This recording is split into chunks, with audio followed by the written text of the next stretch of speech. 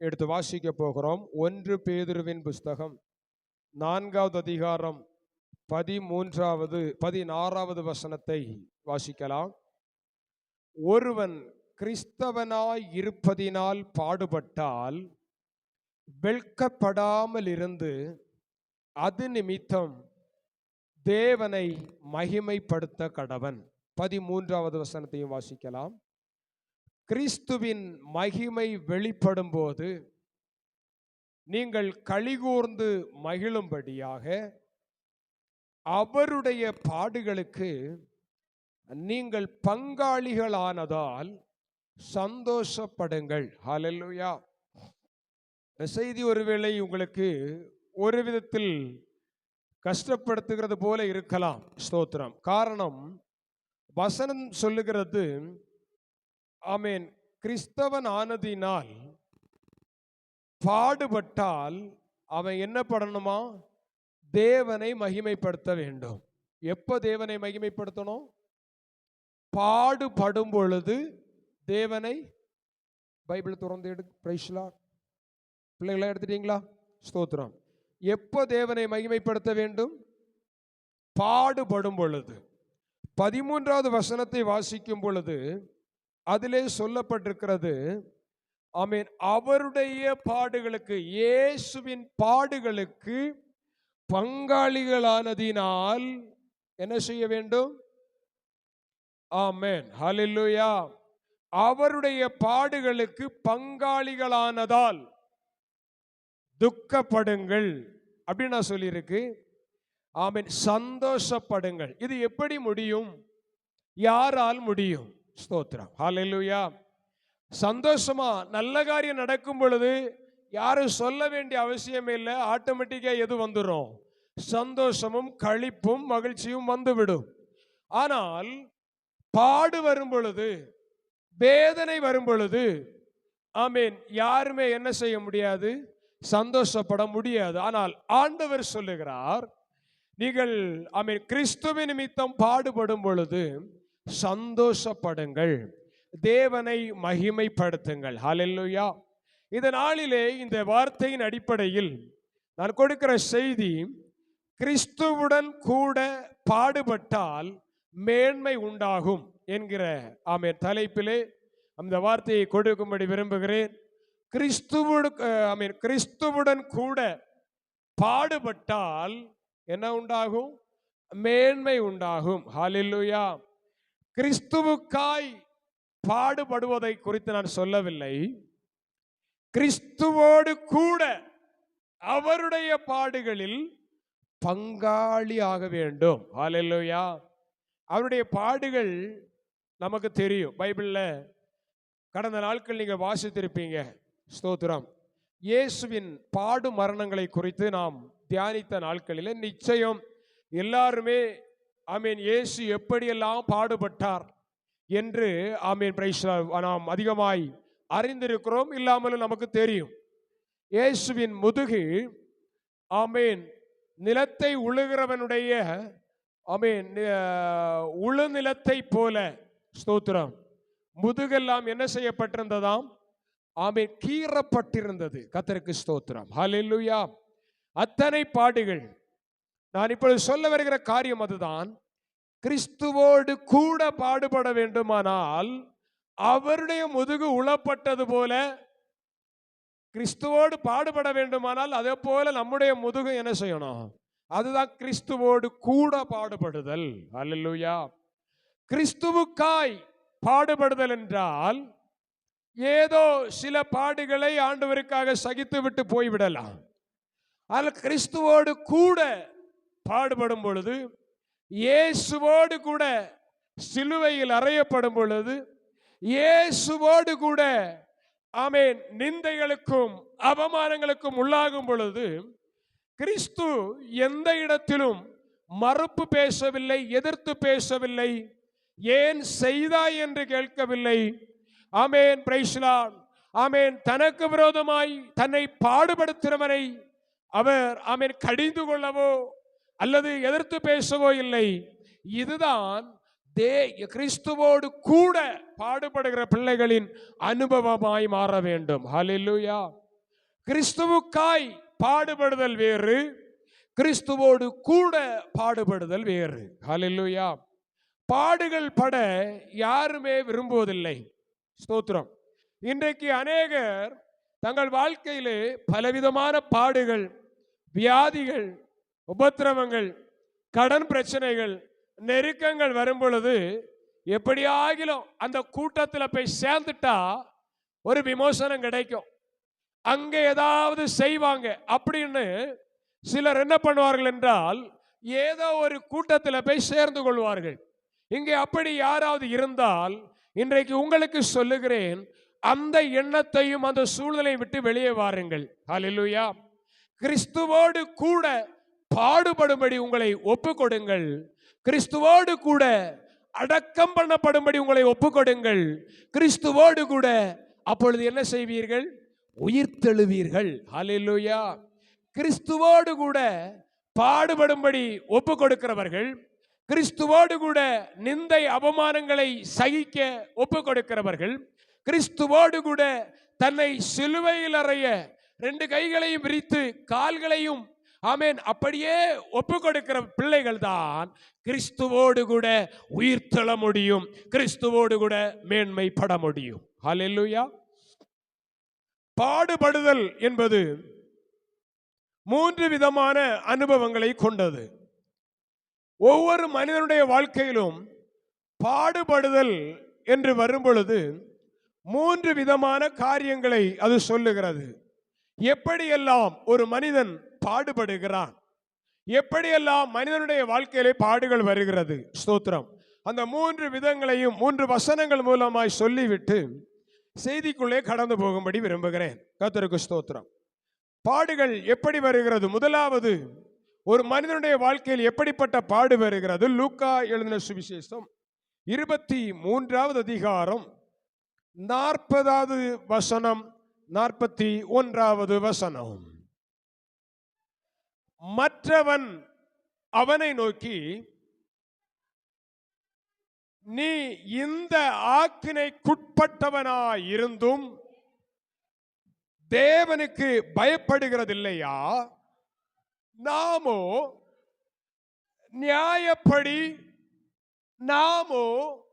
நியாயப்படி தண்டிக்கப்படுகிறோம்.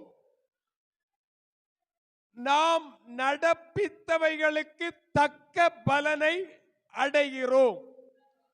நாம், மறுபடியும் வாசிக்கிறேன், சொல்ல போகிறேன்.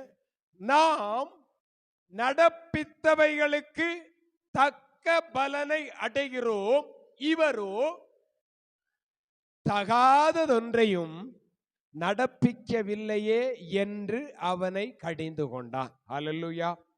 யார் யாரை கடிந்து கொண்டார்கள்? யார் யாரை கடிந்து கொண்டான்? ஒரே சூழ்நிலையில் இருந்த 2 மனிதர்கள். ஸ்தோத்திரம். ஒரே நிலைமையில் இருந்த 2 மனிதர்கள். இப்படி நீங்கள் புரிந்து கொள்ளும்படி சொல்லுகிறேன்.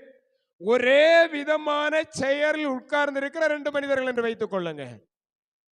ஆனால் அந்த சம்பவம் உங்களுக்கு தெரியும், இந்த காரியம் தெரியும். இயேசு சிலுவையில் அறையப்பட்டிருக்கிறார். நடுவில் நிற்கிறார். இயேசுவின் நடுவில் இருப்பது இயேசுவின் சிலுவை. இடதுபுறத்தில் ஒரு சிலுவை இருக்கிறது, வலதுபுறத்தில் ஒரு சிலுவை இருக்கிறது. இடதுபுறத்தில் இருக்கிற சிலுவையிலும் ஒருவன் ஆணியடிக்கப்பட்டு சிலுவையில் தொங்கிக் கொண்டிருக்கிறான். வலதுபுறத்திலும் ஒருவன் ஆணி அடிக்கப்பட்டு தொங்கிக் கொண்டிருக்கிறான். அதிலே 2 பேரும் கள்ளர்கள். ஸ்தோத்திரம். அல்லது குற்றம் செய்தவர்கள். ஆமென். செய்த குற்றத்திற்கு தண்டனையாக சிலுவையில் தொங்கிக் கொண்டிருக்கிறார்கள். ஆனால் நடுவில் நிற்பவர் குற்றம் செய்யாதவர். அது இப்போ வேண்டாம் நமக்கு. Praise Lord. அந்த குற்றம் செய்த 2 மனிதர்கள் சிலுவையில் தொங்கும் பொழுது அந்த படுகிற அந்த 2 மனிதர்களிலே ஒருத்தன் பாடுகள் மத்தியிலும் அவனுடைய திமிர் அடங்கல. கர்த்தருக்கு ஸ்தோத்திரம். அவன் அந்த சிலுவையில நின்று கொண்டு சொல்லுகிறான், டேய், நீ தான் வல்லவனாச்ச. யாரை பார்த்து? இயேசுவை பார்த்து சொல்றான். நீ தான் பெரியவனாச்ச, நீ தான் அற்புதங்களை செய்கிறவனாச்ச. உன்னால அத்தனை அற்புதங்களை அன்னைக்கு செய்ய முடிஞ்சிருந்தா இப்ப நீ என்ன பண்ணு? எங்களை காப்பாத்து. கர்த்தருக்கு ஸ்தோத்திரம். ஹல்லேலூயா. ஆண்டவர் எப்போதுமே குற்றவாளியை நரகத்திலிருந்து விடுவிக்க வரவில்லை. தெளிவாய் புரிந்து கொள்ளுங்க. ஸ்தோத்திரம். குற்றவாளியை விடுவிக்க அவர் வரல.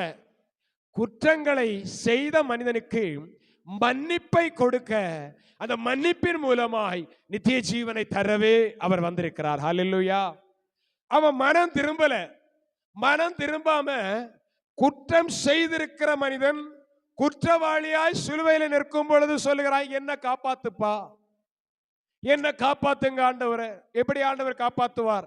இந்த மனுஷனை குறித்துதான் அதே பக்கத்திலே சிலுவையில் நின்று கொண்ட இன்னொரு மனிதன் சொல்லுகிறான், டேய், நானும் நீயும் செய்த குற்றத்திற்கு பாடுபடுகிறோம், செய்த பாவத்தினால என்ன செய்கிறோம்? பாடுபடுகிறோம். அப்ப ஒரு மனிதனுடைய வாழ்க்கையிலே தவறு செய்கிறதினால் பாவம் உண்டாகிறது, பாடு வருகிறது. குற்றம் செய்கிறதினாலே பாடுகள் வருகிறது. ஆமென். தேவனுக்கு பிரியமில்லாமல் வாழ்கிறதினாலே பாடுகள் வருகிறது. இது ஒரு விதமான பாடு. ஹல்லேலூயா. எதனால வருகிறது? தவறு செய்கிறதினால் வருகிற பாடு. கர்த்தருக்கு ஸ்தோத்திரம். ஹல்லேலூயா.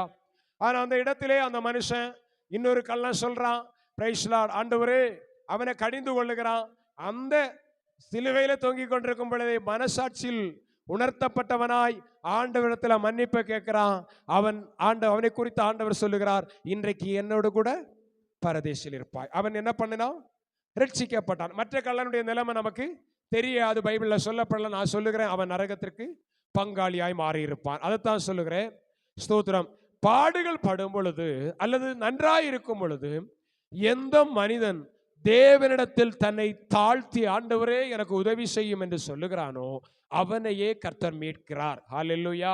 அவனுக்கே கர்த்தர் ரட்சிப்பை தருகிறார். அப்போ முதலாவது ஒரு மனிதனுக்கு பாடு வருகிறது எதனால? தன்னுடைய வாழ்க்கையிலே தவறு செய்கிறதினால், பாவம் செய்கிறதினாலே பாடுபடுகிறார். ஹல்லேலூயா. இரண்டாவதாக ஒரு மனிதனுடைய வாழ்க்கையிலே பாடு எதனால் வருகிறது? ஸ்தோத்திரம். ஆமென். மார்க் எழுதின சுவிசேஷம் 15வது அதிகாரம் 21வது வசனம். சிரேனே ஊரானும் அலெக்சாந்தருக்கும் ரூப்புக்கும் தகப்பனுமாகிய சீமோன் என்னப்பட்ட ஒருவன் நாட்டிலிருந்து அவ்வழியே நடந்து வருகையில் அவருடைய இயேசுவுடைய சிலுவை சுமக்கும்படி அவனை பலவந்தம் பண்ணினார்கள். ஹல்லேலூயா. இரண்டாவது ஒரு மனிதனுக்கு பாடு எதனால வருகிறது? குற்றம் செய்யல, தவறு செய்யல, ஆனால் குற்றம் செய்யாதவன் தலை மேல தேவையில்லாமல் குற்றம் சாட்டி சிலுவையை சுமத்துகிறார்கள். ஹல்லேலூயா. செய்யாத தவறை செய்ததாக கூறி அதன் நிமித்தமாய் பாடுபடுத்துகிறார்கள். ஆமென். ஸ்தோத்திரம். நீங்கள் பல இடங்களிலே பார்த்திருப்பீர்கள். ஆமென். குற்றவாளி சிறைச்சாலைக்கு வெளியே அவன் அழகா ஜாலியா சுத்திட்டு இருப்பான். ஆனா குற்றம் செய்யாத நிரபராதி அவன் மேலே குற்றம் சாட்டப்பட்டு குற்றவாளியாக எங்க இருப்பான்? சிறைச்சாலை இருப்பா. பார்த்திருக்கீங்களா? ஸ்தோத்திரம். ஹல்லேலூயா. இது இரண்டாவது விதமான பாடு. ஸ்தோத்திரம். நான் அந்த சிறைச்சாலை இருந்தான்னு சொன்னேன். உதாரணமா சொல்லுவேன். ஆனால் யோசேப்பு, ஆமென், பாவம் செய்யல, ஆனா அவன் மேல் பாவம் பழி சுமத்தப்பட்டது. சுமத்தப்பட்ட பாவத்து நிமித்தம் நிம்மதியை இழந்தான், சந்தோஷத்தை இழந்தான், நல்ல வாழ்வை இழந்தான், சிறைச்சாலையில கைதியா இருக்கிறான். ஸ்தோத்திரம். ஹல்லேலூயா.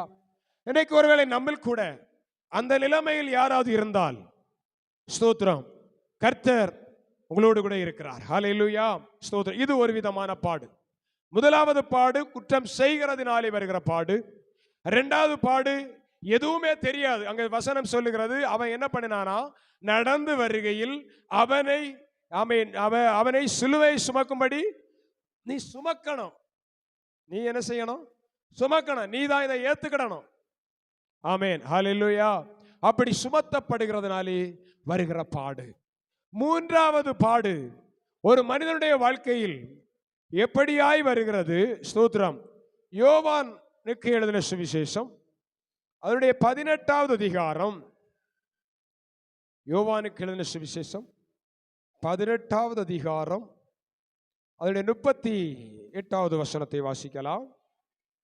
அதற்கு பிலாத்து, சத்தியமாவது என்ன என்றான். மறுபடியும் அவன் யூதர்களிடத்திலே வெளியே வந்து, நான் அவனிடத்தில் ஒரு குற்றமும் காணேன். ஸ்தோத்திரம். இயேசுவை குறித்து பலர் பலவிதமான குற்றச்சாட்டுகளை இயேசுவின் மேல் வைக்கிறார்கள். ஸ்தோத்திரம். இரண்டாவது சொன்ன மனுஷன் குற்றச்சாட்டு அவன் மேல வைக்கல, புரிந்து கொள்ள வேண்டும். அவனை சும்மா போனவனை பிடித்து நீ இந்த பாடை அனுபவி அப்படின்னு பலவந்தமாய் ஏற்றி விடுகிறார்கள். ஸ்தோத்திரம். ஆனா இங்கே அப்படி அல்ல, குற்றம் செய்யல. ஆனா அவர் இயேசுவின் மேல் என்ன செய்தார்கள்? குற்றம் சுமத்துகிறார்கள். குற்றம் செய்தான், இவன் தான் செய்தான் அப்படின்னு குற்றத்தை சுமத்தி இயேசுவை விசாரிக்கிறார்கள். விசாரிக்கும் பொழுது தெரிகிறது இயேசுவின் மேல் எந்த குற்றமும் இல்லை. இப்ப பிலாத்து சொல்றான், இவரிடத்திலே நான் ஒரு குற்றமும் காணேன். ஆனால் இயேசுவோ குற்றம் செய்யவில்லை. ஆனால் அவர் மேல் சுமத்தின அத்தனை குற்றங்களையும் தானாகவே ஏற்றுக்கொண்டு பாடுபடுகிறார். ஹல்லேலூயா, ஹல்லேலூயா. அவர் எல்லாத்தையும் ஏற்றுக்கொண்டார். ஒருத்தன் சொல்றான், நீ கலகம் பண்ணின. ஆமாயா, நான் கிறிஸ்துவோடு கூட மரிக்கும்படி கலகம் பண்ணுகிறேன். ஹல்லேலூயா. சந்தோஷமா அதை ஏற்றுக்கொள்கிறார். அவர் நினைத்தால் நிரூபித்திருக்கலாம், நான் எதுவுமே செய்யல, நிரூபித்திருக்கலாம், வழக்காடி இருக்கலாம். ஆனால் அவர் என்ன பண்ணல? வழக்காடவில்லை. தானாக அதை ஏற்றுக்கொள்கிறார் தன் சரீரத்திலே. ஒருத்தர் சொல்லுகிறான், தேவாலயத்தை 3 நாளைக்குள்ளே இடிப்பேன் என்று சொன்னான். ஸ்தோத்திரம். ஆண்டவர் சொல்லுகிறார், அதையும் பொறுமையாக அமர்ந்து கொண்டு அதையும் ஏற்றுக்கொள்ளுகிறார். அப்படியாக எல்லா விதத்திலும் இயேசு பொறுமையாய் அத்தனை பாடுகளையும் அவர் ஏற்றுக்கொண்டார். ஹல்லேலூயா. இப்படி எந்த மனிதனுடைய வாழ்க்கையில், உங்க வாழ்க்கையை நீங்கள் சோதித்து பாருங்க. ஒருவேளை உங்க வாழ்க்கையில வருகிற சில பாடுகள் நீங்க செய்த தவறுனால வந்திருக்கலாம். ஒத்துக்கிடுறீங்களா? ஒத்துக்கிடுறீங்களா? ஸ்தோத்திரம். நான் ஒத்துக்கிட முடியும். எங்கோ ஒரு இடத்துல செய்த தவறு நிமித்தம், பாவத்து நிமித்தம் ஒருவேளை சாத்தான் பாடுகளை கொண்டு வரலாம், அல்லது ஆண்டவரே என்னை ஆமென் ஆமென் பிரைஸ் லார்ட் சீர்திருத்தும்படியாய் பாடுகளை அனுமதித்திருக்கலாம். கர்த்தருக்கு ஸ்தோத்திரம். ஏதோ ஒரு விதத்திலே தவறு செய்யும் பொழுது பாடுகளை அனுபவிக்கிறோம். இன்னொரு சூழ்நிலையிலே தவறே செய்திருக்க மாட்டோம், நமக்கும் அதுக்கும் எதுவே இல்லை, டச்சே இருக்காது, அந்த இடத்துக்கு போயிருக்கவே மாட்டோம். ஆனா சொல்லுவாங்க, நான் அங்க அவனை பார்த்தேன். ஸ்தோத்திரம். தேவையில்லாமல் நம்ம மேல் குற்றம் சாட்டி அதனால் வருகிற பாடு நீங்க சிலர் அனுபவித்திருப்பீங்க. கர்த்தருக்கு ஸ்தோத்திரம். அடுத்த பாடு என்ன? ஸ்தோத்திரம். இப்படி சொல்றேனே, உங்க பிள்ளைகளை ஆமென் ஸ்தோத்திரம் ஒரு ஆள் அடிக்கிறாங்க. எதனால? அந்த பிள்ளை ஏதோ ஒரு தவறு செய்ததுனால இன்னொரு ஆள் அடிக்கிறாங்க. இப்ப பெற்றோர் தாய்மார்கள் இருக்கிறீங்க, என்ன சொல்லுவீங்க? அந்த பிள்ளைக்காக நான் மன்னிப்பு கேட்டுக்கிறேன். ஸ்தோத்திரம். அந்த பிள்ளை செய்த தவறுக்கு என்ன நஷ்டம் வந்தோ நான் அதை தர்றேன். இது எதனால? அவர்கள் நிமித்தம் இவர்கள் படுகிற பாடு. ஹல்லேலூயா. இப்படி 3 விதங்களிலே ஏதோ ஒரு விதத்திலே தேவ பிள்ளைகளுடைய வாழ்க்கையில பாடுகள் வருகிறது. ஹல்லேலூயா. இந்த பாடுகள் ஒன்றை புரிந்து கொள்ள வேண்டும். ஒரு மனுஷன் கிறிஸ்துவோடு கூட பாடுகளை சகிப்பீர்களானால், முதல்ல சொன்ன பாடுகள் அல்ல, இரண்டாவது சொன்ன பாடுகளும் அல்ல, மூன்றாவது நான் சொன்னேனே, கிறிஸ்துவோடு கூட மற்றவர்களுக்காக பாடுபடுகிற அந்த அனுபவம், மற்றவர்களுக்காக இயேசுவுக்காக இயேசுவோடு கூட பாடுபடுகிற அந்த அனுபவம் நம்முடைய வாழ்க்கையில வருமானால், வசனம் சொல்லுகிறது சீக்கிரத்திலே இந்த பாடுகள் நிமித்தம் மேன்மையை நாம் கண்டுகொள்ள முடியும். ஹல்லேலூயா, ஹல்லேலூயா. அந்த பாடுபடும் பொழுது மேன்மை அடைய வேண்டுமானால் நம்முடைய வாழ்க்கையிலே ஆமென் மிக மிக தேவை ஆமென் சகிப்புத்தன்மை. ஹல்லேலூயா. பொறுமை. ஸ்தோத்திரம். மிகுந்த ஆமென் விட்டு கொடுத்தலோடு அர்ப்பணிப்போடு ஒரு மனுஷன் வாழும் பொழுதுதான் ஸ்தோத்திரம் அப்படிப்பட்ட பாடுகள் மத்தியிலே மேன்மையை பெற்றுக்கொள்ள முடியும். ஒன்றை புரிந்து கொள்ள வேண்டும், அந்த பாடுகள் கிறிஸ்துவோடு கூட பாடுகளை சகிக்கிற தேவ பிள்ளையே, ஆமென், ஒன்றை புரிந்து கொள், இந்த பாடு என்றைக்கும் நிரந்தரம் அல்ல. கர்த்தர் கொஞ்ச நாளிலே இந்த பாடிலிருந்து உனக்கு ஒரு விடுதலையை தருகிறார். கொஞ்ச நாள் உபத்திரவப்படுவீர்கள், அதன் பிறகு ஆமென் மகிமையை காண்பீர்கள், மேன்மைப்படுத்தப்படுவீர்கள். ஹல்லேலூயா. கிறிஸ்துவோடு கூட பாடுகளை சகிக்கும் பொழுது கர்த்தர் நம்மை உயர்த்துகிறவராயிருக்கிறார். ஹல்லேலூயா, ஹல்லேலூயா. கொஞ்ச கால பாடுலகில், கொஞ்ச கால பாடுலகில் சீக்கிரம் மறைந்து போய்விடு, சீக்கிரம் மறைந்து போய்விடு. மரணமோ வருகையோ, மரணமோ வருகையோ, ஏது முன்பென்னை சந்திக்குமோ, ஏது முன்பென்னை சந்திக்குமோ. கைகளாலே கட்டிடாதோர், கைகளாலே கட்டிடாதோ நித்திய வீடன கங்கே உண்டு, நித்திய வீடன கங்கே உண்டு. கொஞ்ச கால பாடுலையில், கொஞ்ச கால பாடுலையில் சீக்கிரம் மறைந்து போய்விடு, சீக்கிரம் மறைந்து போய்விடு. மரணமோ வருகையோ, மரணமோ வருகையோ, ஏது முன்பென்னை சந்திக்குமோ, ஏது முன்பென்னை சந்திக்குமே.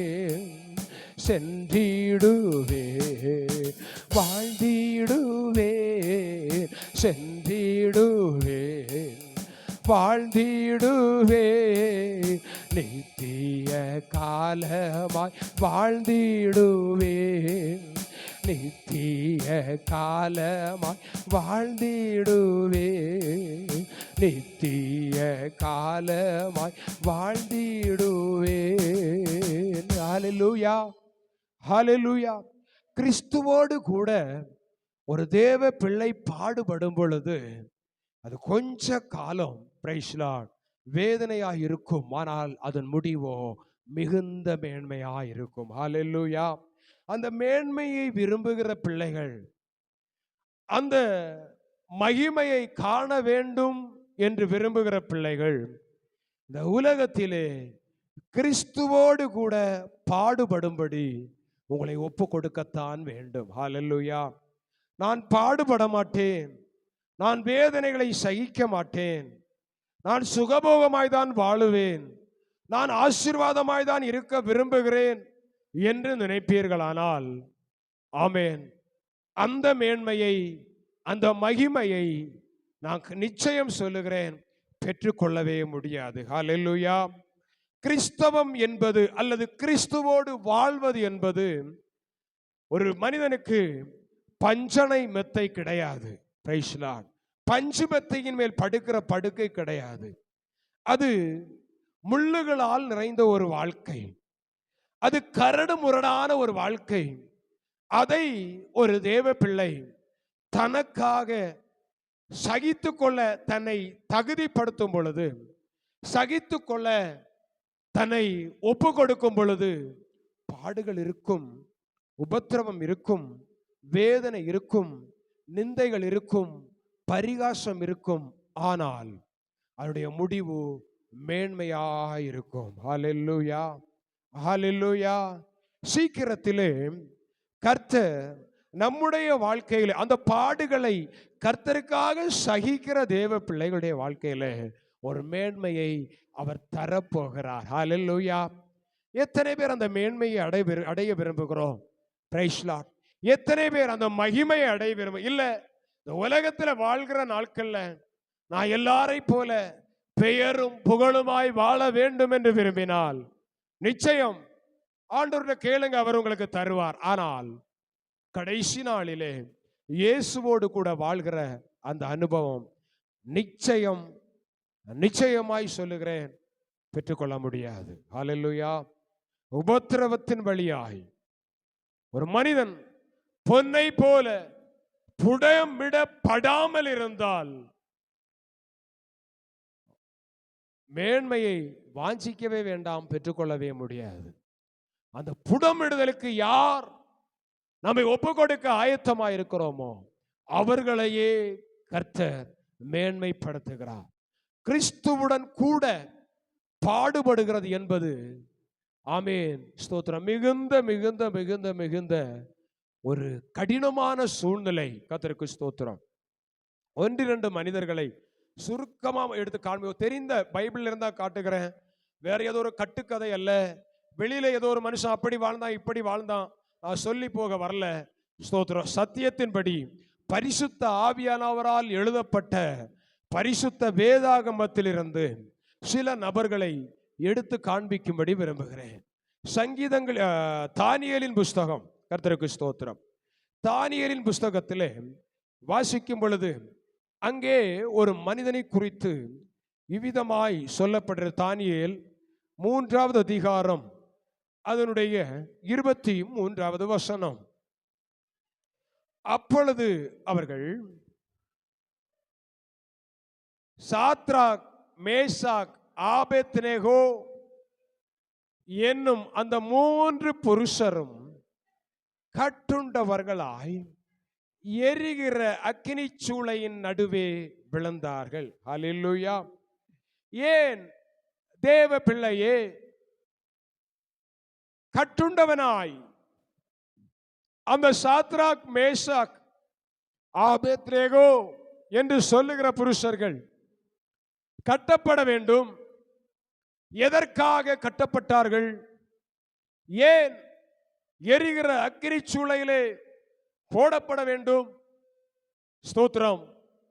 அதை குறித்து சொல்லுவேனானால், அந்த 3 மனிதர்களும் தன்னுடைய வாழ்க்கையிலே, ஸ்தோத்திரம், ஒரு மெய்யான ரட்சிப்பை பெற்றிருந்தார்கள்.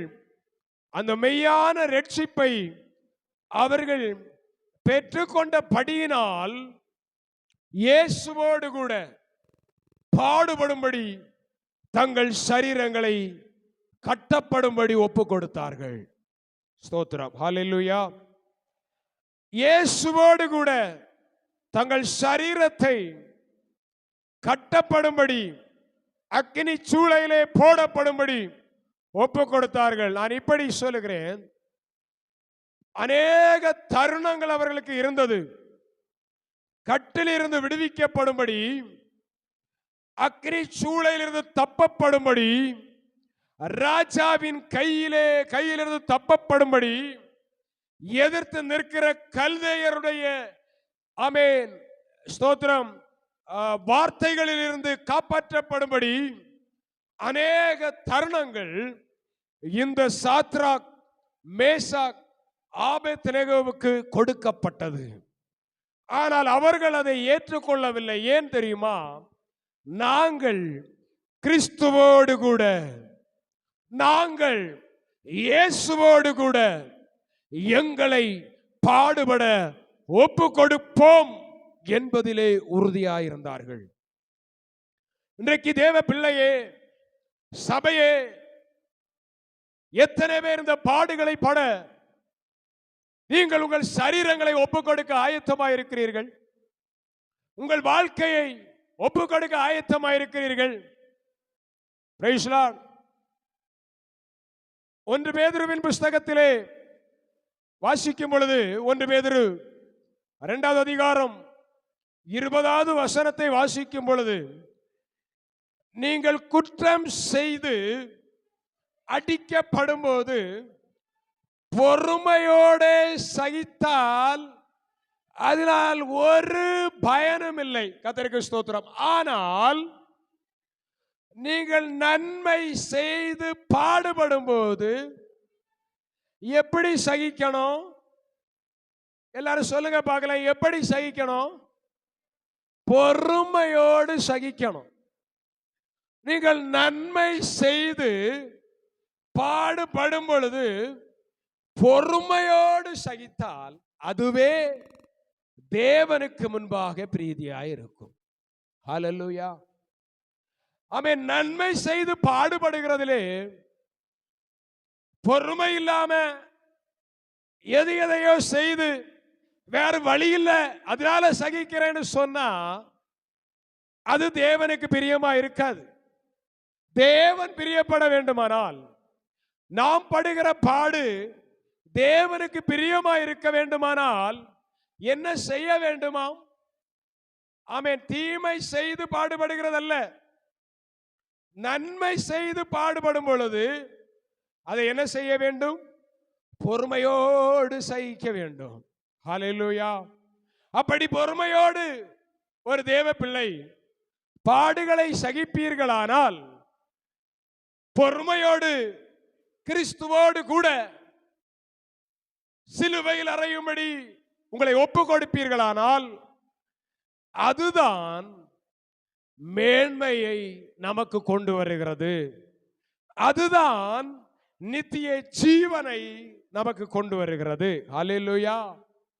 சாத்ராக், மேசாக், ஆபேத்நேகோவுக்கு அந்த 3 புருஷர்களுக்கும் ராஜா கேட்கிறார், இப்போதும் உங்களுக்கு ஒரு தருணம் தர்றப்பா, இப்போதும் உங்களுக்கு ஒரு வாய்ப்பு தாரேன். கர்த்தருக்கு ஸ்தோத்திரம்.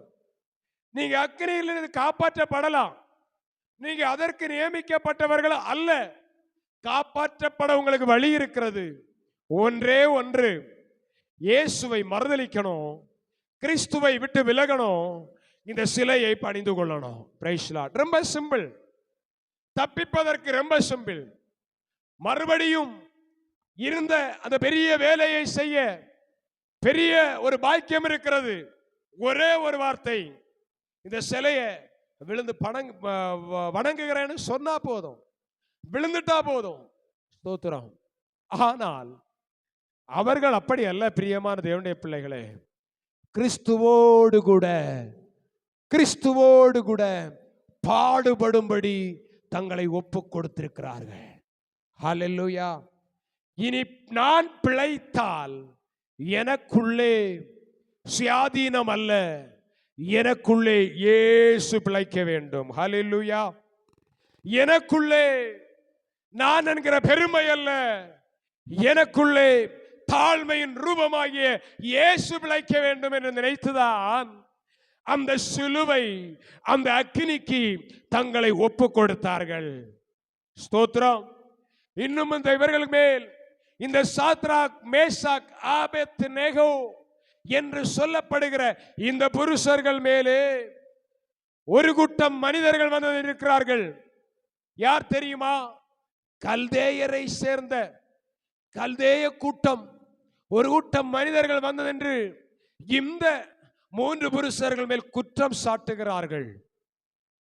தானியேல் 3வது அதிகாரம் 8வது வசனத்தில் சொல்லப்பட்டிருக்கிறது, அச்சமயத்தில் கல்தேயரில் சிலர் ராஜ சமூகத்தில் வந்து யூதர் பேரில் குற்றம் சாட்டினார்கள்.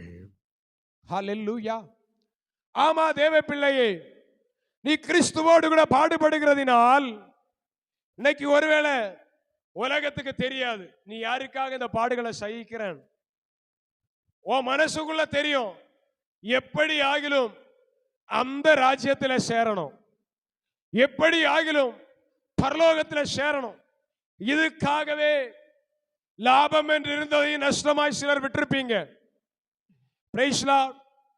சிலருடைய வாழ்க்கையிலே பழமொழி இப்படி சொல்லுவாங்க, காற்றுள்ள போது தூற்றிக்கொள். வாய்ப்பு வந்தது, சூழ்நிலை வந்தது, ஸ்தோத்திரம், நல்லா இருந்திருக்கலாம். ஆனால் அந்த மேன்மையை கண்டு, அந்த ராஜ்யத்தை, நித்தியத்தை கண்டு இதை அற்பமாய் எண்ணினீர்களே. ஸ்தோத்திரம். உங்கள் மேல குற்றம் சாட்டினார்கள், உங்கள் மேல பழி சொல்லை சொன்னார்கள், சொல்லாததை சொன்னதாக சொன்னார்கள், உங்களை அவமானப்படுத்தினார்கள். ஒரு கூட்டம் கல்தையர்கள் வந்து நின்று கொண்டு யூத மனிதர்கள் மேலே குற்றம் சாட்டினார்கள். ஆனால் தேவ பிள்ளையே, இன்றைக்கு அத்தனை குற்றங்களை சகித்துக் கொண்டு நீ இயேசுவுக்காக பாடுபட்டு கொண்டிருக்கிறாயா? கிறிஸ்துவோடு கூட சிலுவையில் அறைய உன்னை ஒப்பு கொடுத்திருக்கிறாயா? ஸ்தோத்திரம். நான் இப்படி சொல்லுகிறேன், நீ ஒப்பு கொடுத்ததுனால உன் பாடு மாறாது. நீ ஒப்பு கொடுத்ததுனால உன் சிலுவை உன்னை விட்டு எடுபடாது. ஸ்தோத்திரம். சிலுவையின் மரண பரியந்தம் தன்னை தாழ்த்தினபடி இயேசு சிலுவை கொல்கதா மேட்டினிலே, ஆமென், பிரைஸ், கல்வாரி மலையினிலே சிலுவையிலே தொங்கினவராய், ஆமென், அந்த இடத்திலே சிலுவை வரைக்கும் கடந்து போய் தன்னை தாழ்த்தினது போல பாடு பரிபூரணம் அடையும். யாரும் நினைச்சிடாதீங்க, பிரைஸ்லா, இந்த பாடு இடையில முடிஞ்சிடும். இல்ல, கர்த்தர் உன்மேலே வைத்த திட்டத்தின்படி, சித்தத்தின்படி, பிரைஸ்லா, உனக்குள்ளே வருகிற அந்த பாடு உன்னை பரிசுத்தமாக்கும்படி அது பூரணப்படும் வரைக்கும் நிந்தைகள் பெருகும், அவமானங்கள் பெருகும், காயங்கள் அதிகமாகும், வேதனைகள் பெருகும், உபத்திரவங்கள் பெருகும். ஆனால் அதன் முடிவு எதுவரைக்கும் தெரியுமா? எதுவரைக்கும் தெரியுமா? கட்டப்பட்டவர்களாய் அக்கினிக்குள்ளே போடப்பட்டார்கள். ஸ்தோத்திரம். ஆண்டவர் காப்பாத்தலங்க. ஏன்? ஆண்டவருக்காக தானே வைராக்கியம் நிற்கிறாங்க. ஆண்டவர் ஏன் கிரியை செய்ய மாட்டாரு? ஏன் ஆண்டவர் கிரியை செய்யல? ஏன் அக்கினிக்கு ஒப்பு கொடுத்தார்? ஆமே, பிரைஸ் லார்ட். என் பிள்ளை எந்த உபத்திரவத்தையும் பொறுமையோடு சகிப்பான், சகிப்பாள் என்பதை உலகம் காணணும். உனக்கு எதிராய் நிற்கிற கூட்டம் காணணும். அதுக்காகவே அக்கினி சூளைக்குள்ளே நீ விழுகிற வரைக்கும் உன்னை ஒப்பு கொடுப்பார். ஹல்லேலூயா. ஆனா ஒண்ணு தெரியுமா? அக்கினிக்குள்ள நீ போடப்பட்டாலும் அக்கினி உன்னை சேதப்படுத்தாது. ஆமென். அதுதாங்க மகிமை, அதுதாங்க மேன்மை. Praise Lord. அதே 3வது அதிகாரம் 26வது வசனத்தை வாசிக்கும் பொழுது, அப்பொழுது நேபுகாத்நேச்சார் எரிகிற அக்கினி சூளையின் எங்க வந்தானா? உள்ளத்துக்கு போட உத்தரவு போட்டது யாரு? எங்க இருந்து உத்தரவு போட்டான் தெரியுமா? ஆமென்.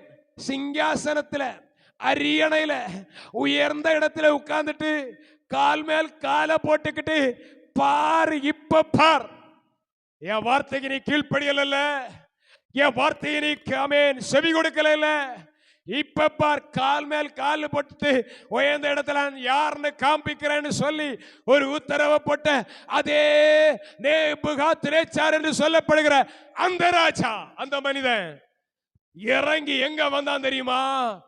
ஓ, எந்த வாசலுக்கு?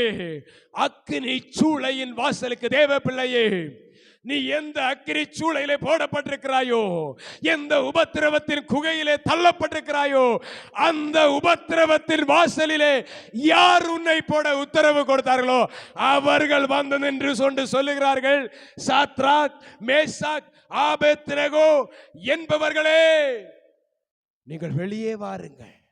ஹல்லேலூயா. எத்தனை மகிமை இல்ல? ஸ்தோத்திரம். எத்தனை மேன்மை இல்ல? ஸ்தோத்திரம். ஒருவேளை ஆண்டவர், ஆமே, திடீரென்று இந்த சாத்ராக், மேசாக், ஆபேத்நேகோவை காப்பாத்தி இருந்தார்னா, ராஜாவின் மனசை மாத்தி காப்பாத்தி இருந்தார்னா, மற்றவன் நினைச்சிருப்பான், எப்படியோ ராஜா மனம் இறங்கினால காப்பாற்றப்பட்ட. சுற்றி நிற்க கூட்டம் சொல்லும், அவங்க மனசு வச்சதுனால நீ விடுவிக்கப்பட்ட. ஸ்தோத்திரம். சொல்லுமா? சொல்லாதா? சொல்லும்.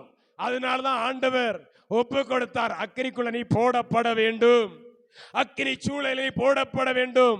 கூடி நிற்கிற அத்தனை கூட்டமும், எதிர்த்து பேசுகிற அத்தனை கூட்டமும், உன்னை உபத்திரவப்படுத்துகிற, உன்னை அவமானப்படுத்துகிற, உன்னை ஆமேன் உபத்திரவம் என்னும் குகையிலே தள்ளின அத்தனை கூட்டமும் நின்று பார்க்கிறது. ஐயோ, அக்கினி சூளையிலே சாக வேண்டியவர்கள் அல்லவா இவர்கள் உலாவிக் கொண்டிருக்கிறார்களே. ஹல்லேலூயா. இன்னும் அவன் அங்கே சொல்லுகிறான், ஆமென், பிரைஸ் லார்ட், அக்கினி சூளையிலிருந்து வெளியே வாருங்கள். ஆமென், பிரைஸ் லார்ட். 28வது வசனத்தின் கடைசி பகுதி சொல்லுகிறது, ஆமென், பிரைஸ் லார்ட், அவர்கள் தங்களுடைய தேவனை தவிர வேறொரு தேவனை சேவித்து பணியாமல் அவரையே நம்பி ராஜாவின் கட்டளையை தள்ளி தங்கள் சரீரங்களை ஒப்பு கொடுத்ததினால். ஆமா, இப்ப அதை சொல்லுங்க பார்க்கல, எல்லாரும் சொல்லுங்க, சத்தமா சொல்லுங்க. அவர் தமது தூதனை அனுப்பி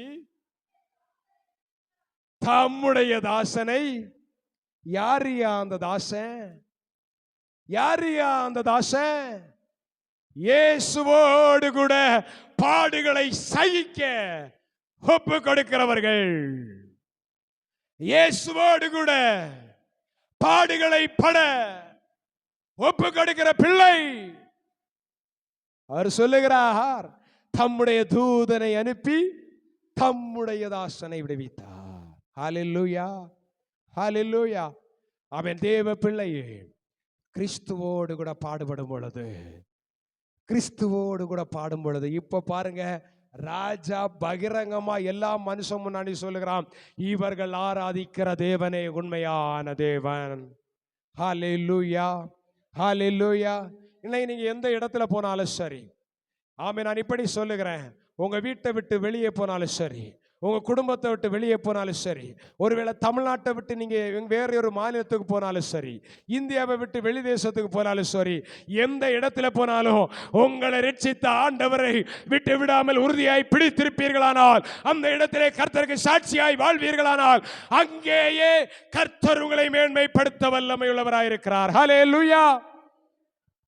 பாச தெரியாம இருக்கலாம், தூர தேசத்துக்கு போறீங்கல்ல, பாச தெரியாம இருக்கலாம், ஆட்களை தெரியாது, அதிகாரிகளை தெரியாது, இடம் தெரியாது, ஆனால் உங்களுக்காக கர்த்தர் தம்முடைய தூதனை அங்கே அனுப்புவார், அவர்கள் உங்களை வழிநடத்தி செல்லுவார்கள். ஹல்லேலூயா, ஸ்தோத்திரம். கர்த்தருடைய நாமம் மகிமைப்படுவதாக. இரண்டாவதாக, பல மனிதர்களை காட்டலாம், ஸ்தோத்திரம், சிலரை மட்டும் சொல்லுகிறேன். இரண்டாவதாக, யார் ஸ்தோத்திரம் கிறிஸ்துவோடு கூட மரித்து கிறிஸ்துவோடு கூட பாடுபட்டு மேன்மை அடைந்தார்கள். அப்போஸ்தலர் நடபடிகளிலே வரும் பொழுது, அப்போஸ்தலருடைய நடபடிகள் 7வது அதிகாரம் 59வது வசனம். அப்பொழுது கர்த்தராகிய இயேசுவே என் ஆவியை ஏற்றுக்கொள்ளும் என்று ஸ்தேவான் தொழுது கொள்ளுகையில், எத்தனை கொடூரம் இல்ல, எத்தனை வேதனை இல்ல, ஸ்தோத்திரம், ஆமென். முதலாவது வாசித்தோம், கற்றுக்கொண்டோம், அக்கினி சூளையில போடுறதுக்கு ஒப்பு கொடுத்தாங்க. நான் நினைக்கிறேன் சாத்ராக் மேசாக் ஆபேத்நேகோ நினைச்சாங்க நம்ம கதை முடிஞ்சது. ஆண்டவர் முடிய விட்டாரா, முடிய பண்ணினாரா?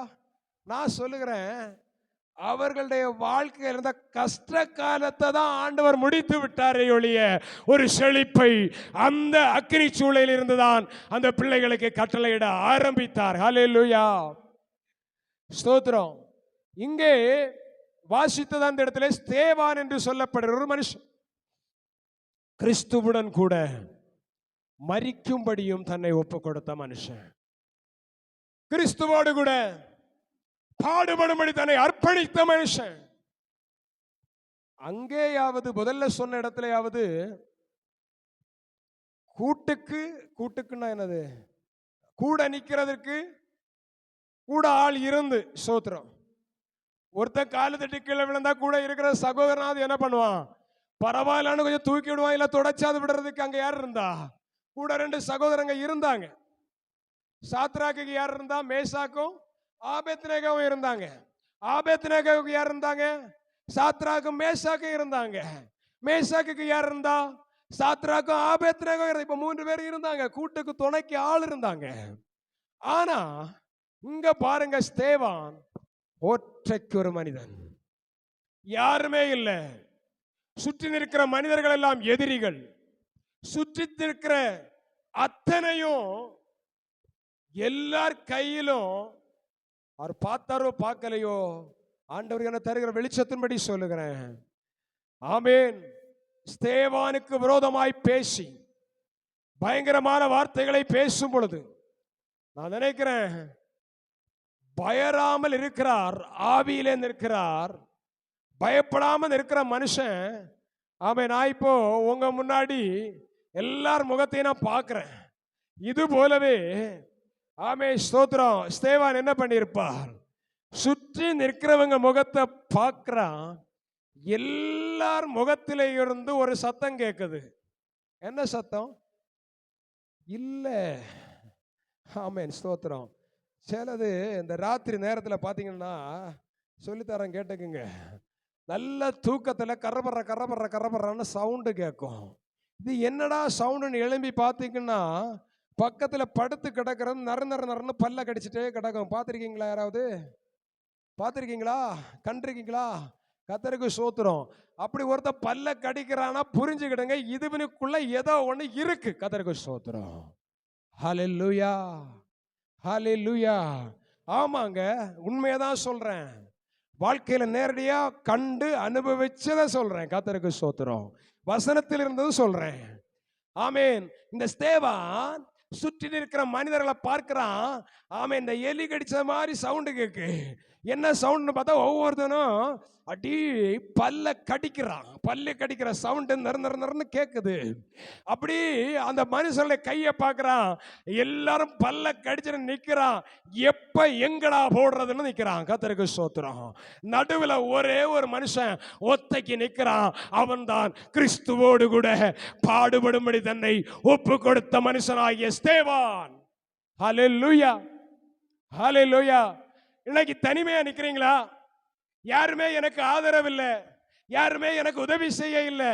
ஆமா தேவ பிள்ளையே, ஆமென், பிரைஸ் லார்ட். இப்படி சொல்லுகிறேன், செத்தாலும் பரவாயில்லன்னு நீ ஒத்தைக்கு நின்னா, அந்த ஒத்தைக்கு நிற்கிற இடத்துல செத்தாலும் பரவாயில்லன்னு சொல்லுகிற இடத்துல அங்கே கர்த்தருடைய ஆவியானவர் இறங்கி வருவார். கர்த்தரை விடுவிப்பார். ஒருவேளை அவர் விடுவிக்காமல் நாம் செத்து போனாலும் பரவாயில்லை, நம்முடைய கண்கள், மாம்ச கண்கள் பூமியில மூடும். இயேசுவோடு கூட நித்திய காலமாய் வாழ்ந்து கொண்டிருப்போம். ஹல்லேலூயா, ஹல்லேலூயா. எதுக்கு ஆயத்தமாகிறோம்? உலகத்தில் சுகபோகமா வாழ 4 பேர் சுற்றி இருந்து வாழ ஆயத்தப்படுறோமா? இல்ல பரலோகத்தில் தேவதூதர்கள் சூழ்ந்து நிற்க ஆயத்தப்படுகிறோமா? பரலோகத்தில் தேவதூதர்கள் சூழ்ந்து நிற்க, ஆமென், சூழ்ந்து நிற்கும்படி ஆயத்தமாவீர்களானால் இங்கே உலகத்திலே கிறிஸ்துவோடு கூட மரிக்க ஆயத்தமாகுங்கள். கிறிஸ்துவோடு கூட பாடுபட ஆயத்தமாகுங்கள். இல்ல ஸ்தோத்திரம், எனக்கு அது முடியாதுன்னா வெளியே போயிருங்க. எங்க? கிறிஸ்துவை விட்டு வெளியே போனா ஒரு பிரச்சனை இல்லைங்க. எல்லா மனுஷனை போல சுகமா வாழலாம், எல்லா மனுஷனை போல சந்தோஷமா வாழலாம். ஆனால் ஸ்தேவான் கிறிஸ்துவோடு கூட பாடுபடும்படி தன்னை அர்ப்பணித்தான். ஹல்லேலூயா, ஹல்லேலூயா, ஆமென். நான் இப்ப சொன்ன பாத்தீங்களா, நர்னர்னு பல்ல கடிக்கிற மனுஷன் மத்தியில இந்த ஸ்தேவான் எப்படி நின்னான் தெரியுமா? கர்த்தருக்கு ஸ்தோத்திரம். அப்போஸ்தலர் நிருபம், நடபடிகள், ஆமென், ஸ்தோத்திரம், அதில் பார்க்கும் பொழுது 6வது அதிகாரம் 8வது வசனம் இவ்விதமாய் சொல்லுகிறது, ஸ்தேவான் விசுவாசத்தினாலும் வல்லமையினாலும் நிறைந்தவனாய் ஜனங்களுக்குள்ளே பெரிய அற்புதங்களை அடையாளங்களை செய்த. யாரு? யாரு? அதுதான் முக்கியம். ஸ்தேவான் என்பதல்ல, கிறிஸ்துவோடு கூட பாடுபட தன்னை ஒப்பு கொடுத்த மனுஷன் என்ன செய்தானா? விசுவாசத்தினாலும் வல்லமையினாலும் நிறைந்தவனாய் ஜனங்களுக்குள்ளே பெரிய அற்புதங்களை செய்தான். ஹல்லேலூயா. அந்த பாடுபட ஒப்பு கொடுத்த மனுஷன் தான் 7வது அதிகாரம் 55வது வசனம் 54வது வசனம் வாசிக்கும் பொழுது, இவைகளை அவர்கள் கேட்டபோது மூர்க்கமடைந்து அப்ப அவனை பார்த்து பல்லை கடித்தார்கள். இப்ப நான் முதல்ல சொன்ன பாத்தீங்களா? ஆமேன். மூர்க்கம் அடைந்து கோபம் அடைந்து பல்ல கடிக்கிறான்னா உள்ள இருக்கு. கர்த்தருக்கு ஸ்தோத்திரம். ஒரு நாள் ஆமேன் ஞாபகத்துக்கு வருகிறபடியால் சொல்றேன், உங்க பகுதியில் பக்கத்துல நாங்குநேரின்னு ஒரு இடம் இருக்குல்ல, ஸ்தோத்திரம் இருக்கா? நாங்குநேரி, அது பக்கத்துல ஒரு இடத்துல வேலைக்கு போயிருந்தேன். கர்த்தருக்கு ஸ்தோத்திரம். அங்கே தங்கி வேலை, ஒரு வாரம் அங்கே தங்கி இருப்போம். 5 மணி வரை வேலை செய்வோம். 5 மணிக்கு பிறகு கொஞ்சம் சுற்றுவோம். எங்கே சுற்றுவோம்னா, நாங்கள் இருந்த இடத்த தாண்டி கொஞ்சம் தூரத்தில் ஒரு 1/2 கிலோமீட்டர் தாண்டி போகும்போது ஒரு ஏரி இருந்தது நாங்குநேரி பகுதியில். ஸ்தோத்திரம். அந்த ஏரியில் நீங்கள் எப்படின்னு தெரியாது, நாங்கள் கன்னியாகுமரிக்காரங்கன்னா குளத்தில் சாடுறது ஆற்றுல சாடுறது கொஞ்சம் பழக்க தோஷம். அந்த ஏரியை பார்த்ததுனால போய் அங்கே என்ன செய்யலாம், அந்த ஏரியில் குதித்து குளிக்கலாம் அப்படின்ட்டு நாங்கள் 4 பேராக போயிருந்தோம். என் கூட வேலை செய்த 4 பேர் சேர்ந்து போயிருந்தோம். போகிற அந்த ஏரிக்கு போகிற வழியில், இது சில நாட்களாய் நடைமுறையில் நாங்கள் போகிறதும் வருகிறதும். ஒருத்தன் என்னன்னா வரமாட்டான். கர்த்தருக்கு ஸ்தோத்திரம். அவன் ரூம்லேயே இருந்துக்கிடுவான். ஒரு நாள் அவன், நான் தான் சொன்னேன், வாடா சும்மா நீ குளிக்க வேண்டாம், சும்மா ஏரியை பார்த்துட்டு வரலாம் அப்படின்னு அவனை அழைத்துட்டு போனேன். போகிற வழியில் அங்கே ஒரு ஒரு ஒரு ஒரு சம்பவம் இருக்கும். என்ன சம்பவம்? கண் இருந்தும் காணாத, காது இருந்தும் கேட்காத, வாயிருந்தும் பேசாத, மூக்கிருந்தும் முகராத ஒரு சம்பவம் அங்கே இருக்கு. சோத்திரம். அது கொஞ்சம் வித்தியாசமான ரூபத்தோடு அங்கே இருந்தது. அது தாண்டி தான் போனோம். நாங்கள் என்னைக்குமே எல்லாருமே அசால்ட்டாக போயிடுவோம். அதை சில இடத்துல அதுக்குள்ளேயே மிதிச்சே போவோம், பயம் இல்லை. ஆனால் இவன் எங்கள் கூட தான் வந்தான். என்ன நடந்துன்னு தெரியாது. ராத்திரி ரூமில் வந்து என்ன செய்தான், எங்கள் கூட நாங்கள் 4 பேர் படுத்திருக்கிறோம். திடீர்னு பார்த்தா 12-12:30 மணிக்கு சவுண்டு வித்தியாசமாக இருந்துச்சு. நான் கேட்கல. என் பக்கத்தில் படுந்துக்கிட்டவன் சின்ன சவுண்ட்னாலும் எழும்பிடுவான். எழும்பி பார்த்தான், இவர் அழகா என்ன குறைக்கிறாரு? அவன் கடலை குறைக்கிறாரு. என்னது? நறுன்னு கடிக்கிறான். கர்த்தருக்கு சோதனை. எலி இருட்டில் இருந்து குறைச்சது மாதிரி கடிக்க, அப்படி நறு கடிக்கிறான். இவன் என்ன எழுப்பி காட்டினான். காட்டிட்டு என்ன பண்ணான் தெரியுமா? அதான் எனக்கு சங்கடம். காட்டிட்டு அப்படியே படுத்த படுக்கையில் எழும்பி இருந்தவன் காலால் எட்டி ஒரு போட்டான், உதச்சிட்டான். சோதனை. எனக்கு சங்கடமாக இருந்தது. அவன் எழும்புனான். எழும்பி பார்த்துட்டு என்னன்னு கேட்டான். வாயை மூடிட்டு சும்மா கிடந்தான நல்லா இருக்கான்னு சொன்னான் அவன். Praise Lord. அன்னைக்கு கர்த்தருக்கு ஸ்தோத்திரம், அவன் பல்லு கடிச்சது அந்த இடத்துல நாங்கள் வேலை முடிச்சுட்டு போகிறது வரைக்கும் அவன் பல்லு கடிக்கவே இல்லை. ஹல்லேலூயா. அப்போ உள்ளே இருக்கிற சரக்கு அவன் பிறகு சொன்னான். மறுநாள் சொன்னான், அந்த கோவில்கிட்ட வரும்போதே எனக்கு ஒரு பயம் உண்டாயிற்று. எப்போ ஒரு மனுஷனுடைய வாழ்க்கையில பயம் வருகிறதோ அப்போதே பிசாசு சிங்காசனம் போட்டுருவான் உங்க வாழ்க்கையில. அதனால தான் அடிக்கடி சொல்லுகிற, சபையே, தேவ பிள்ளையே, பிசாசுக்கு எதிர்த்து நில்லுங்கள் வசனம் சொல்லுகிறது. அப்பொழுது அவன் உங்களை விட்டு ஓடி போவான்.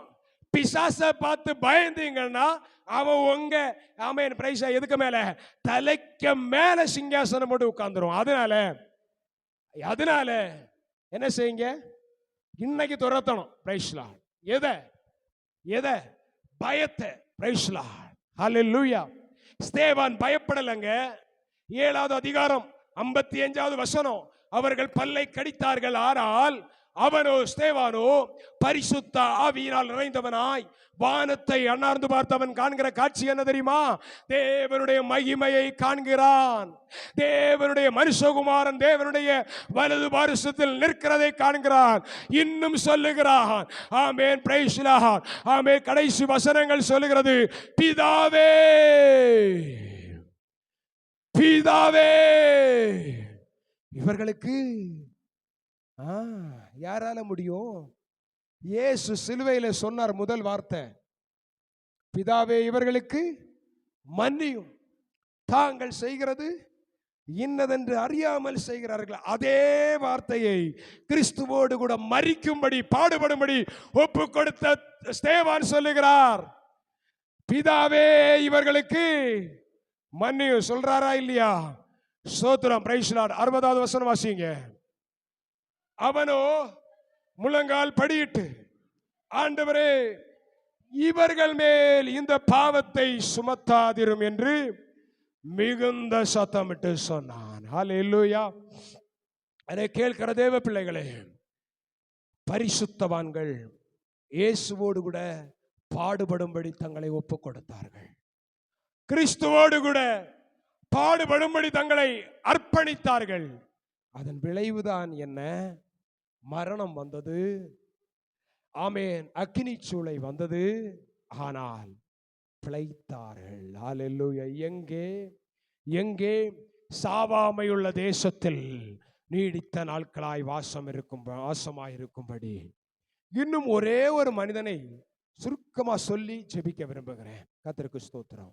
அநேக மனிதர்களை சொல்ல முடியும். ஸ்தோத்திரம். அப்போஸ்தலனாகிய பவுலை குறித்து நான் சொல்லுகிறேன். ஆமென். ஸ்தோத்திரம். அப்போஸ்தலனாகிய பவுல் 2 கொரிந்தியருக்கு எழுதின நிருபத்தில் 2 கொரிந்தியருக்கு எழுதின நிருபம் அவனுடைய 12வது அதிகாரம் 9, 10 ஆகிய வசனங்களை வாசிக்கலாம். அதற்கு அவர், என் கிருபை உனக்கு போதும், பலவீனத்திலே என் பலன் பூரணமாய் விளங்கும் என்றார். ஆகையால் கிறிஸ்துவின் வல்லமை என் மேல் தங்கும்படி என் பலவீனங்களை குறித்து நான் மிகவும் மிகவும் மிகவும் சந்தோஷமாய். ஆமென். எதை குறிச்சா? நான் சுகமா இருக்கிறேன்னு 4 பேர்கிட்ட சொன்னாரா? ஆமென். நான் நல்ல ஆசீர்வாதமா இருக்கிறேன், என்ன ஆண்டவர் உயர்த்தி வச்சிருக்கிறார் பாரு, என் உடம்பு செழித்திருக்கிறத பாரு. அப்படியா? இல்லங்க. அவர் எப்படி சொன்னாராம்? என் மேல் இருக்கிற பலவீனத்து நிமித்தம். ஆமென். அங்கே அந்த பகுதியை வீட்டில் போய் வாசிங்க. நான் என்னை உயர்த்தாதபடிக்கு எனக்குள்ளே ஒரு முள் கொடுக்கப்பட்டிருக்கிறது. நான் என்னை பெருமைப்படுத்தாதபடிக்கு அது என்னை குட்டும் சாத்தானின் தூதனாயிருக்கிறது. இந்த பலவீனம் என்னை விட்டு நீங்கும்படி எத்தனையோ முறை, 3 முறை, ஆண்டவரே இந்த பலவீனத்தை மாற்றும் ஆண்டவரே என்று செபித்தேன். ஆனால் ஆண்டவர் சொன்னார், இந்த பலவீனம் உன்னை விட்டு மாறாது மகனே, இந்த பலவீனம் உன்னை விட்டு மாறாது மகளே. மாறாக ஒன்றை சொன்னார், உன் பலவீனத்திலே என் பலன் பூரணமாய் விளங்கும், என் கிருபை உனக்கு போதும். ஹல்லேலூயா. இந்த பலவீனத்திலே இயேசுவின் பலனை குறித்து நான் மேன்மை பாராட்டுவேன். தேவ பிள்ளையே, ஓ சரீரத்தில் அடிக்கடி தாக்குகிற பலவீனத்தின் நிமித்தம், முதலாவது சொன்னேன், ஆமென், ஒரு மனிதனால், ஒரு ராஜாவினால் வந்ததான ஒரு உபத்திரவத்தின் குகை, அக்கினி சூளை. இரண்டாவதாக சொன்னேன், ஸ்தோத்திரம், சுற்றிலும் இருக்கிற முழு மனிதர்களும், தேசத்தார் அனைவரும் எதிர்த்து நின்று கொலை செய்யும்படி கொலை வெறியோடு நிற்கிறார்கள். மூன்றாவதாக இங்கே பார்க்கும் பொழுது சாத்தான் எழும்பி நிற்கிறான், எப்படி ஆகிலும் உன்னை அழிக்க வேண்டும் என்று, எப்படி ஆகிலும் உன் வாழ்வை கெடுக்க வேண்டும் என்று சாத்தான் எழும்பி நிற்கிறான். அந்த சாத்தானுடைய ஆமென் தூதனாய் இருப்பதுதான் பலவீனம், வியாதி, பாடுகள்.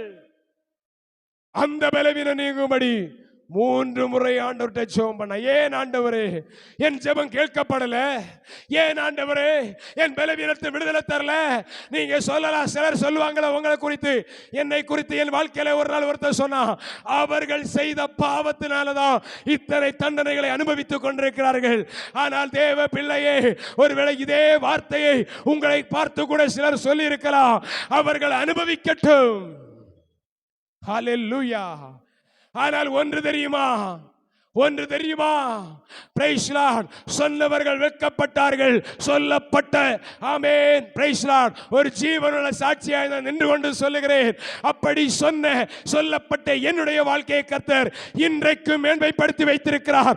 அது என் தேவனுடைய மகா பெரிய கிருபை. ஹல்லேலூயா, ஹல்லேலூயா. எந்த மனுஷன், எந்த நபர்கள் எனக்கு விரோதமாய் பேசினார்களோ அவர்கள் வீட்டிலே போய் அவர்களுக்காக ஜெபிக்கும்படி கர்த்தர் என்னை அனுப்பி வைத்திருக்கிறாரே. ஆமென். எத்தனை பெரிய தேவன். அப்படியானால் இன்றைக்கு இந்த இடத்திலே ஸ்தோத்திரம், இந்த பவுலை போல ஆமென் என் பலவீனங்களை குறித்து நான் மிகவும் சந்தோஷமாய் மேன்மை பாராட்டுவேன். ஆமென்.